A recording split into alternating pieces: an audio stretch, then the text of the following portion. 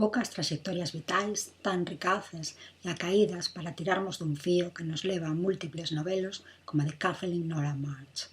A xornada que o Consello da Cultura Galega lle dedicou en 2016 levou como título Ler como feminista.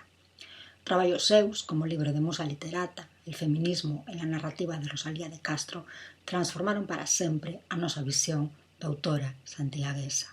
Luz Pozo, Pilar Pallarés, María Xosé Queizán, Ángeles Tobío e tantas outras das nosas escritoras foron iluminadas por Kathleen.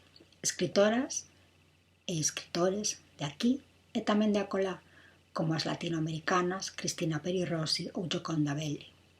Sempre mediadora entre as dúas beiras Atlántico, levou Rosalía, Cunqueiro ou Otero Pedrallo ao inglés e tróuxonos para o galego a Noam Chomsky ou a Piers Hutchinson.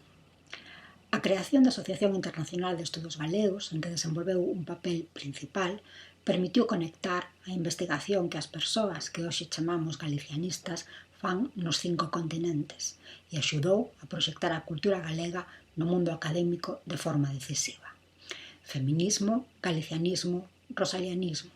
Porén, hai moito máis na traxectoria de Kathleen. Exploren a cartografía para coñecer tamén a docente comprometida co servizo á comunidade, a novelista e a poeta, a creadora de fermosos libros de arte, a académica honrada con múltiples distincións.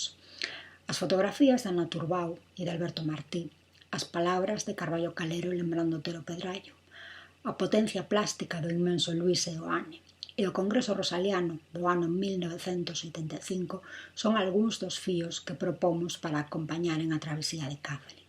Imaxes, voces e letras entretecidas que nos traen a memoria da inmigración e do exilio, da innovación das vanguardas, da Galiza doutro tempo, sempre a vixencia do compromiso coa cultura galega.